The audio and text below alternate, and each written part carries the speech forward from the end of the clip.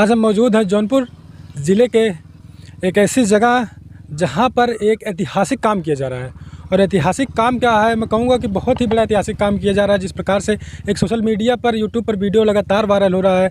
हमारे साथ आज जो शख्स हैं, जो मेहमान हैं, बातचीत करने के लिए हम आज इनके पास आए हुए हैं। सिपाही रवि यादव अम्बेडकरवादी, जो इन्होंने अपने आगे जो इनका सरनेम अम्बेडकरवादी जो टाइटल लगा है, उसके पीछे बहुत ही बड़ा इतिहास, बहुत ही बड़ा राज है। आखिर में जिस प्रकार से मैंने अभी कहा, सिपाही रवि यादव ये पहले यूपी पुलिस में तैनात थे बलिया ज़िले में। तो इन्होंने बलिया ज़िले में पुलिस में तैनात थे, लेकिन जो छुआछूत का मामला है, भेदभाव का मामला लगातार चरम सीमा पर आज़ादी के बाद भी आज भी देखने को मिलता है। तो वैसे ही इनको जिस थाने में उपस्थित थे, मौजूद थे, तैनात थे, वहाँ पर कुछ छुआछूत भेदभाव जैसा मामला इनको देखने को मिला।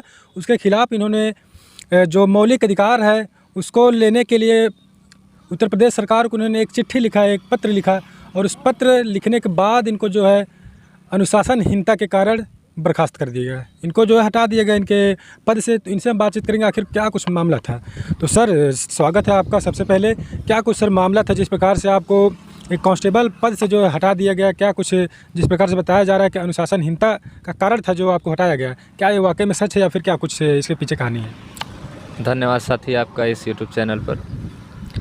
साथी जो है, इसके पहले यहाँ शिक्षण संस्था चलाने से पहले मैं पुलिस विभाग में कार्यरत था और मैंने अपने अधिकारों की मांग के लिए पुलिस विभाग को और माननीय मुख्यमंत्री जी को एक पत्र लिखा था, जिसमें हमने कुछ व्यक्तिगत रूप से और वो सभी पुलिस के कर्मचारियों के लिए एक मांग थी कि हमें भी वो अधिकार मिलना चाहिए जो देश के सभी नागरिकों को प्राप्त है।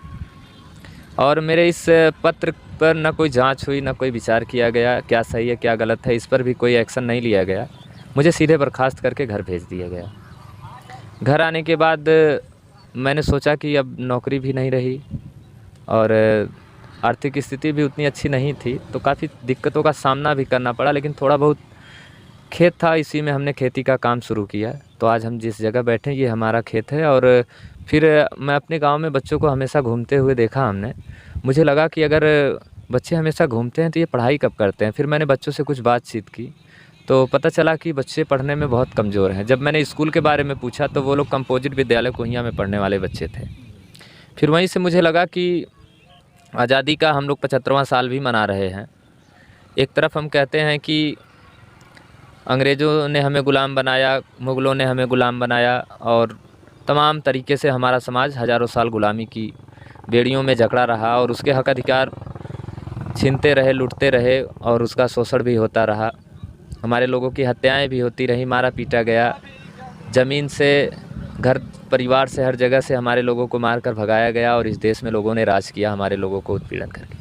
लेकिन बड़ा कष्ट तब हुआ मुझे जब मैंने देखा कि हम 2023 में जी रहे हैं, आज भी हमारे लोग शिक्षा से वंचित है। कक्षा 8 में पढ़ने वाले बच्चों को एप्पल की स्पेलिंग और ABCD नहीं आती है, क ख ग घ नहीं आता है। फिर मैंने जो है इस मिशन को बाबा साहब भीमराव अम्बेडकर से मैंने प्रेरणा ली और मैंने कुछ उनकी किताबों को पढ़ा और कुछ सीखा, अपने अन्य महापुरुषों को पढ़ा, अपने देश के वीर शहीदों को पढ़ा कि किस तरह से उन लोगों ने अपने जीवन की कुर्बानी दी, तब जाके हमें आज़ादी मिली थी। आज हमारे लोग आज़ादी का महत्व तो नहीं समझ पा रहे हैं और बाबा साहेब भीमराव अम्बेडकर ने अपने बच्चों की कुर्बानी दे दी आपको संविधान देने में और आपको जो है अधिकार देने में।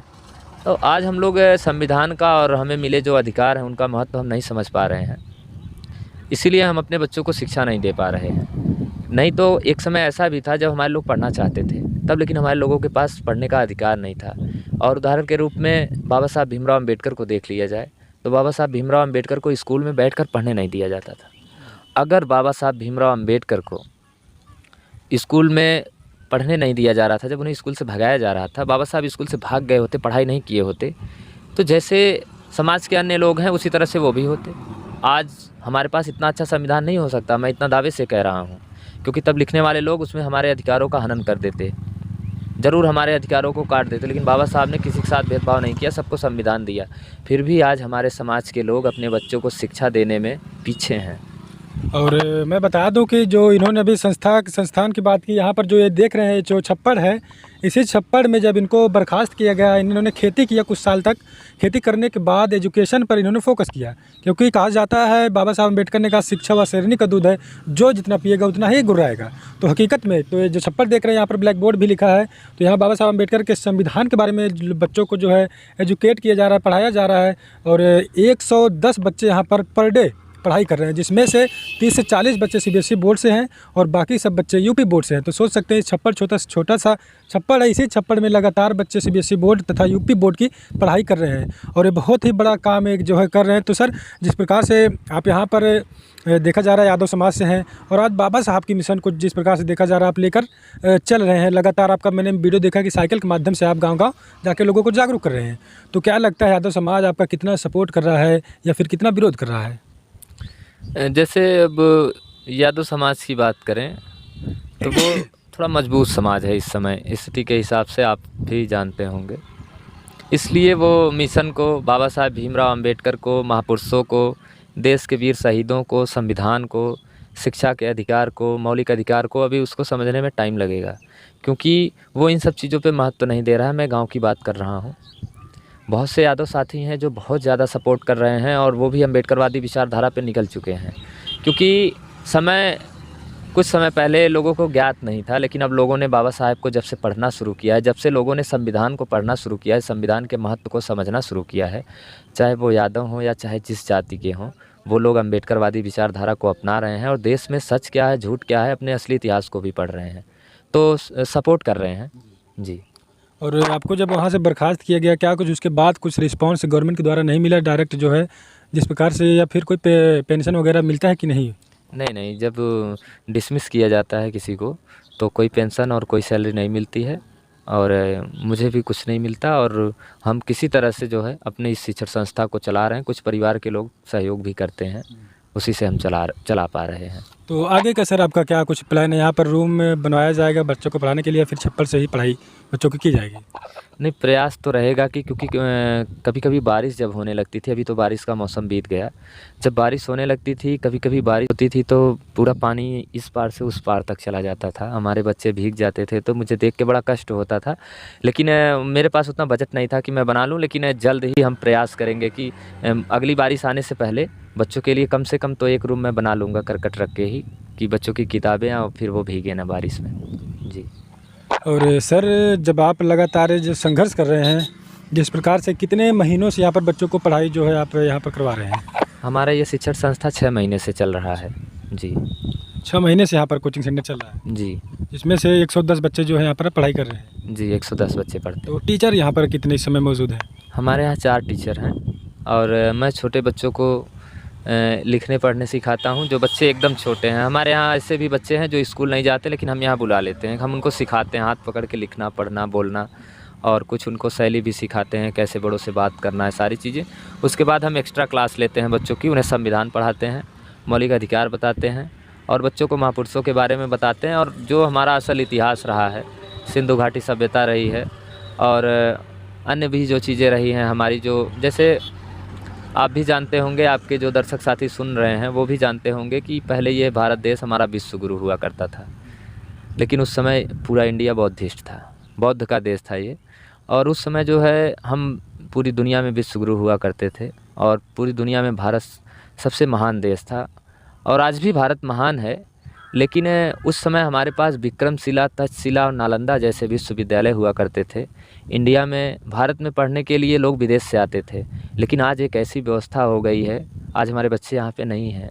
नहीं तो हम आपको नए बच्चों से मिलवाते कि कक्षा 8 में पढ़ने वाले बच्चों को हिंदी पढ़ना नहीं आता, क्या हम उसी भारत के निवासी हैं जहाँ विक्रमशिला और तक्षशिला, नालंदा जैसे विश्वविद्यालय हुआ करते थे? हमारे लोग प्रखंड विद्वान हुआ करते थे, लेकिन किस तरीके से साजिश करके हमारे लोगों की शिक्षा को छीना गया, वंचित किया गया, गुलाम बनाया गया, इसके पीछे बहुत बड़ी साजिश है और हमारे लोग अब भी नहीं समझ पा रहे हैं। अगर अब नहीं समझेंगे तो इस बार की गुलामी जो इस बार हमारे लोगों को गुलाम बनाएगा, अगर हमारे लोग शिक्षा के प्रति, अपने संविधान के प्रति सावधान नहीं हुए समय रहते, तो फिर अब की गुलाम होने के बाद फिर हम लोगों को कोई नहीं बचा पाएगा, क्योंकि ना तो भगत सिंह पैदा होंगे और ना बाबा साहब भीमराव अंबेडकर फिर से आएंगे। अब तो सब लोग स्वार्थी हो गए हैं, कौन जाएगा 18 साल की उम्र में फांसी पे चढ़ने? कौन अपने बच्चों को मार के आपको अधिकार दिलाने के लिए आगे आएगा।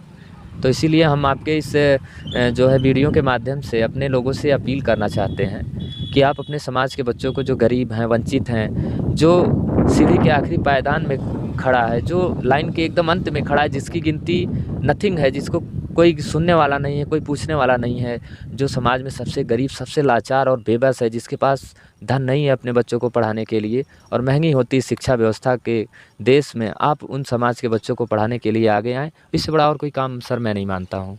और सर आखिरी सवाल रहेगा कि जिस प्रकार से यहाँ पर 110 बच्चे को आप एजुकेशन दे रहे हैं, तो सर क्या कुछ फ़ीस भी लगता है या फिर सुना गया है कि आप जो है फ्री क्लास चलाते हैं? नहीं, हम बच्चों से फ़ीस नहीं लेते हैं। हमारा ये क्लास चलाने का उद्देश्य फ्री का नहीं है, लेकिन मैं जो है फ्री शिक्षा और फ्री चिकित्सा के प्रबल मैं इसका जो है पक्षधर हूँ और मैं प्रचार प्रसार भी करता हूँ कि देश में शिक्षा और चिकित्सा ये दोनों चीज़ें फ्री होनी चाहिए। अब जैसे अगर मैं फ्री शिक्षा लेके कक्षा 1 से ग्रेजुएशन तक पढ़ाई करूँगा, ग्रेजुएशन के बाद तो मैं नहीं ना पढ़ूँगा, उसके बाद तो मुझे नहीं पढ़ाना होगा ना। मैं जब जॉब करूँगा तो मेरे जॉब से भी सरकार मेरे चाहेगी तो मेरे पीछे पढ़ाई पे जितना खर्चा हुआ है वो काट सकती है, या फिर अन्य सोर्सेज भी हैं उससे वो कवर कर सकती है। क्योंकि देश में देखिए बराबरी तभी मिल पाएगी जब शिक्षा और चिकित्सा दोनों चीज़ें फ्री होंगी।